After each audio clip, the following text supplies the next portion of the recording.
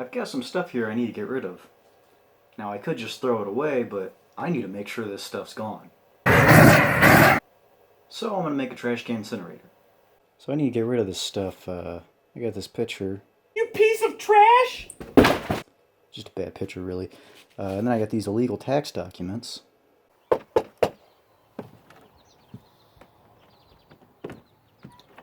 I'm here on behalf of the IRS. We heard you have possession of illegal tax documents. Oh no, that was just a joke. That's what they all say, pal. No, it was just a joke! Now I got the torch, and the other stuff came in this morning. So now all I need is the trash can. This'll work. Now my plan is to take the nozzle off of this torch and put it in the bottom of the trash can. Then I'll put this air valve solenoid in line with the torch to control the gas flow with an Arduino. I've also got this grill igniter to spark and ignite the flame once the gas flow starts. Now, neither of these two components operate on the 5 volts that the Arduino does. So, I've got this dual channel relay to control both of these parts with the Arduino. My plan is to put a button underneath the foot pedal to control all the actions. Do not play with fire. Fire is dangerous. Do not play with electricity. Electricity is dangerous. Now that that's out of the way... Ow! But seriously, be careful with electricity. I am taking precautions whether you see them or not. Now the first thing I'm going to do is rig up this igniter to make sure everything's working. Now this is just a regular grill igniter.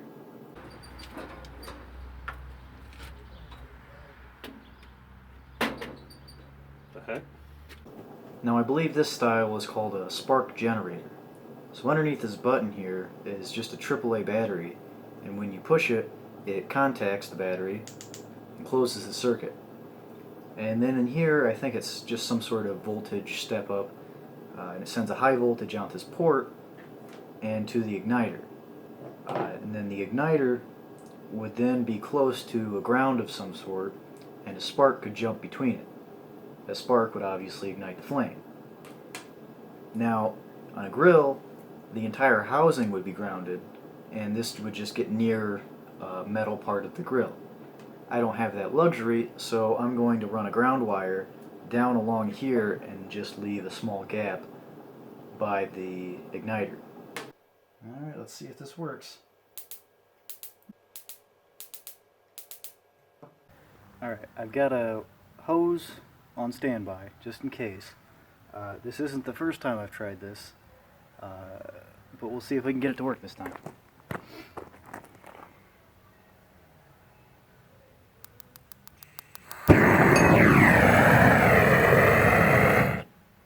Now, as I said, that wasn't my first try.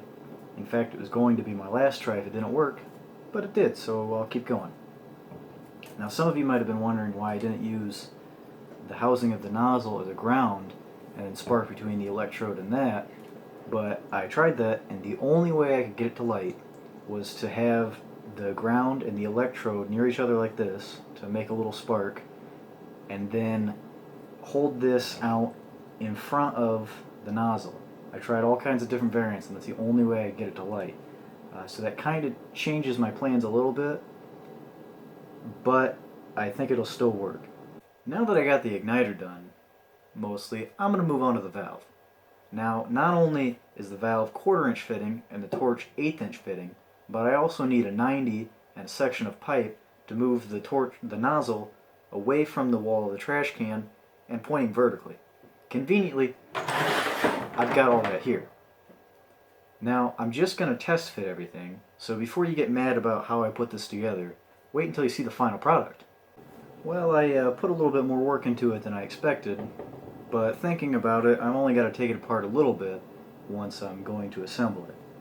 So I checked the seal, and it's sealed to here, but I can't check past that because this is a 12-volt solenoid.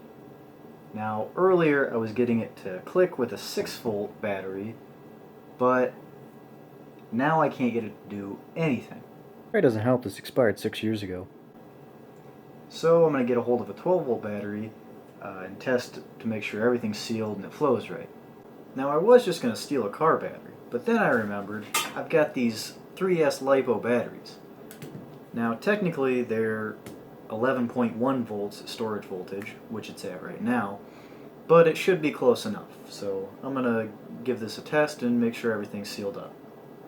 Surprisingly, everything seems to work. The battery worked out pretty nice, so I'm going to use that in the final build. And everything seems to be sealed up fairly well, or at least as far as I can tell, so I'm just going to move right along. Although technically the only thing left to do is assemble the trash can, that's by far the biggest step. So I'm going to take it a little bit at a time. Now while you weren't looking, I've already added a push button under this pedal here, so when you open the lid, you're also pushing that button for the Arduino. Now the next thing I'm going to do is drill a hole in the back of this trash can so I can put this nozzle through and inside. This will make it a little harder to maneuver, but it'll help line up a lot of other components as we're going forward. I put the burner head in the trash can. I decided to leave the solenoid and all that off for now so it'll be easier to work with. So the next thing I'm going to do is put the igniter electrode thing in there. I'm going to run the wires over the top. I'll see how that turns out. What's that rising over the trees? Is that the sun? Now it's morning, but I did get the igniter in. Now I just gotta wire everything up and see if it works. Plus put the solenoid back on. I got the solenoid back on, and I decided before I wired everything up I should probably check and make sure it's gonna light and everything. It's been so long since I showed you a test that it was dark last time. Anyways, I'm just going to test it all by hand, see if it works.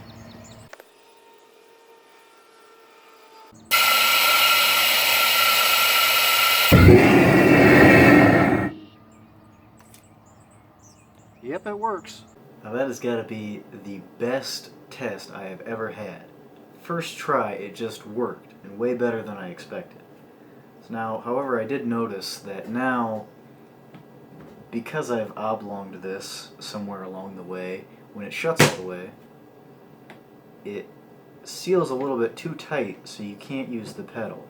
So now I can either sand this down and give that clearance, or I can just put some tape there so it won't shut.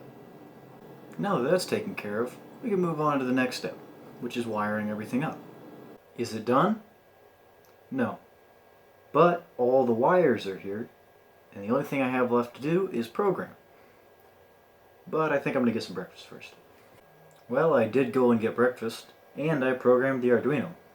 Now, some of the delays might need adjusting, and the relays aren't actually hooked up, so it won't do anything, but everything does click.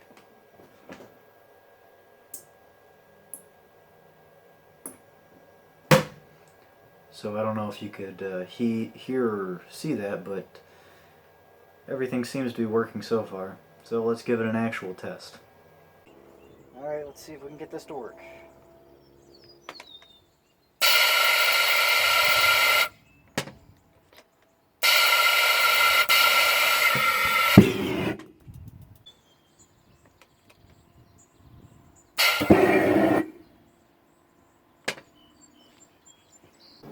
Now you guys saw it light a couple of times there. I'll admit it's a bit finicky. I think it's those electrodes to blame. Now that I mention it, I don't think you've seen the inside yet, so here. But it still works, and it works at least well enough to get rid of this stuff, so I'll get right on that. Alright, time to finally get rid of this stuff. First the pitcher.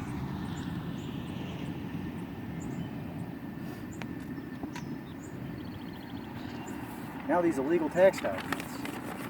Oh crap!